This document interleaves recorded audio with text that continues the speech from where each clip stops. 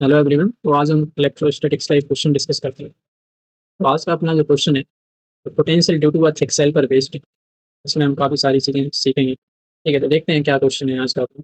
इस क्वेश्चन में गिवन है point charge Q is place inside a conducting spherical shell of inner radius 2r। Inner radius इसका 2r दिया है and जो आउटर रेडियस है वो 3r दे रखा है। तो जो क्यू चार्ज है वो r डिस्टेंस पर रखा है, फ्रॉम लिखा है r distance from the centre of the cell.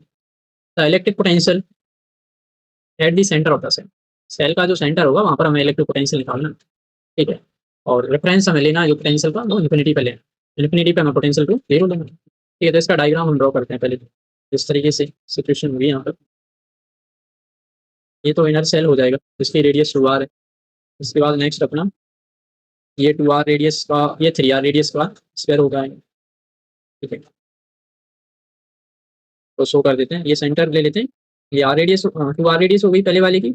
दूसरे वाले की रेडियस 3r दे रखी है हमें। और ये कोई क्यू चार्ज रखा है जो कि r दूरी पर है, सेंटर से दूरी r दे रखी है। मान लेते हैं कि कोई पॉइंट होगा यहाँ पर है वो पॉइंट पर, ये जो कि r डिस्टेंस पर है। ठीक है, इनको भी नोट कर देते हैं। ये तो हो जाएगा अपना 2 टाइम्स ऑफ r। बाकी ये वाली जो रेडियस है ये 3r। और ये जो डिस्टेंस है इस पॉइंट पर जो चार्ज हमने रखा है, मान लेते हैं ये पॉइंट अपना p है, यहाँ पे जो चार्ज हमने रखा है वो q चार्ज रखा है। ठीक है, और ये सेंटर है, इसको वो कह देते हैं। ठीक है, अब देखो क्या होगा, ये कंडक्टिंग सेल्स है, पहले ही बता दिया इन्होंने। तो अब कंडक्टिंग है और एक सेल है ना। एक सेल का मतलब ये है कि ऐसा नहीं है कि एक सेल अकेला ये है थिन सेल और एक थिन सेल ये है। एक सेल का मतलब है कि यहाँ भी मटेरियल भरा हुआ है यहाँ पर, इस तरीके से कंडक्टिंग जो मटेरियल है वो यहाँ पर भी है। ये चीज़ है। ठीक है, अब यहाँ पे क्या होगा देखो, कंडक्टर है, चार्ज इंड्यूस होगा है। ठीक है, तो यहाँ पर रखा है जैसे कि क्यू चार्ज। इस क्यू चार्ज के कारण इस वाली सर्फेस पर माइनस क्यू चार्ज इंड्यूस होगा। तो ध्यान रखेंगे जो क्यू चार्ज यहाँ पे इंड्यूस होगा वो यूनिफॉर्म नहीं इंड्यूस होगा, नॉन यूनिफॉर्म चार्ज इंड्यूस होगा। क्योंकि जो क्यू चार्ज अपना वो सिमेट्रिक नहीं है अंदर वाले के रिस्पेक्ट में। अगर ये क्यू चार्ज इसके सेंटर पर होता, सभी जगह जो चार्ज इंड्यूस होता है वो सिमेट्रिक चार्ज इंड्यूस होता है।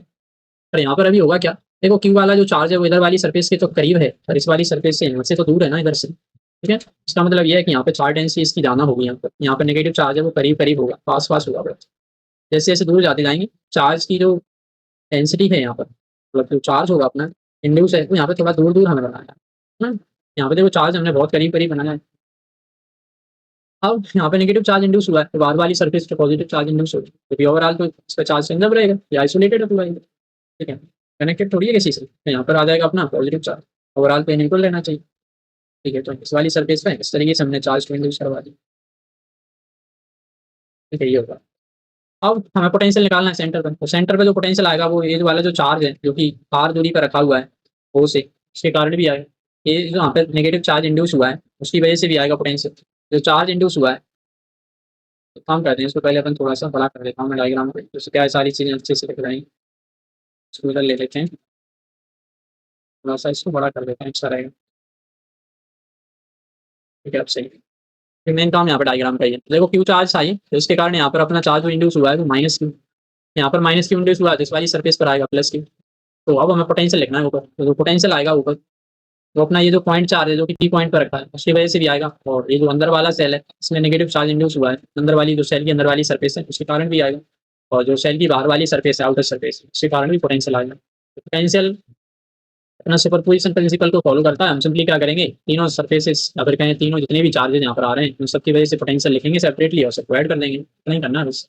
तो ये तो पॉइंट चार्ज है। देखो पॉइंट चार्ज अगर किसी आर दूरी पर रखा होता है उसके कारण पोटेंशियल तो सिंपली अपना के क्यू वाई आ रहा था। तो ये जो क्यू चार्ज है वो सेंटर से कैपिटल आर दूरी पर है, तो यहाँ पे जो पोटेंशियल आ जाएगा के क्यू वाई कैपिटल आर, ये हो जाएगा प्लस। अब यहाँ पे जो चार्ज इंड्यूस हुआ है इसके कारण पोटेंशियल लिखना है। पर देखो कुछ लोग सोच रहे हो यहाँ पे तो नॉन यूनिफॉर्म डिस्ट्रीब्यूशन है चार्ज का, तो कोई दिक्कत नहीं। पर देखो नॉन यूनिफॉर्म है तब भी कोई प्रॉब्लम थोड़ी है उससे, क्योंकि जितना भी चार्ज है देखो सारा का सारा है तो सेंटर से आर दूरी पर ही।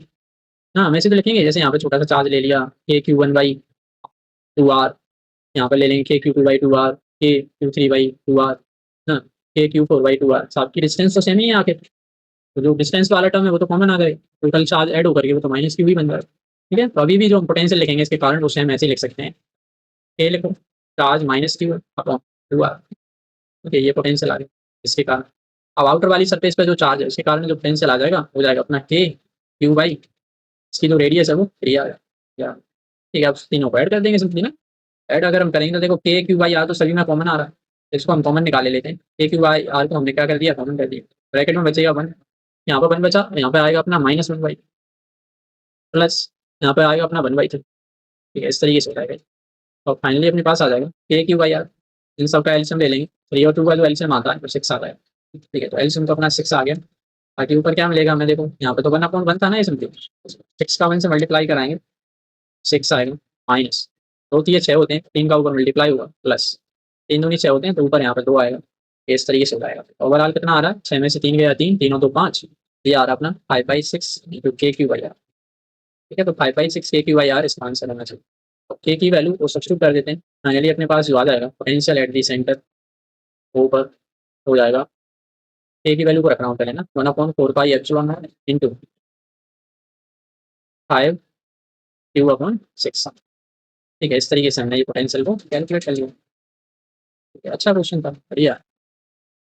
ठीक है, तो इस तरीके से हम सॉल्व करते हैं। अगर थिक सेल का कभी भी क्वेश्चन आता है तो अगर मान के चलो थिन सेल होती तो वहाँ पे चार्ज को इंड्यूस कराने की जरूरत नहीं है, क्योंकि अगर चार्ज भले इंड्यूस भी करा दोगे तो वहाँ पे तो देखो 2r और ये भी सेम रेडियस दोनों इक्वल हो जाती ना। अगर ये थिन सेल होता तो दोनों की रेडियस तो क्या हो जाती, सेम ही हो जाती है ना। थिन सेल मतलब बहुत ही थिन सेल होता है। अगर इस तरीके से एक सेल ही है, दूसरी जो सरफेस होगी वो इसकी बस थोड़ा सा बिल्कुल जस्ट ऊपर ही है इसके ना, तो दोनों की जो रेडियस है लगभग बराबर ही हो जाती है। एक के लिए आता k q/r, और किसी दूसरी सरफेस के लिए k -q, दोनों दोनों को ऐड कर देते तो कट ही जाता, कैंसल आउट होगा। तो थिन सेल के केस में चाहे इंड्यूस करा हो या ना करा कोई फर्क नहीं पड़ता। और अगर थिक सेल है तो देख रहा होगा कि रेडियस अलग अलग आ रही है, इस वजह से यहाँ पे इफेक्ट आएगा। अगर इंड्यूस नहीं कराया चार्ज में तो गलत आंसर आ जाएगा। ठीक है, इस तरीके से हम थिक सेल के क्वेश्चन को सॉल्व करते हैं। अगर आपको कुछ डाउट है तो बता सकते हो। Okay, thank you.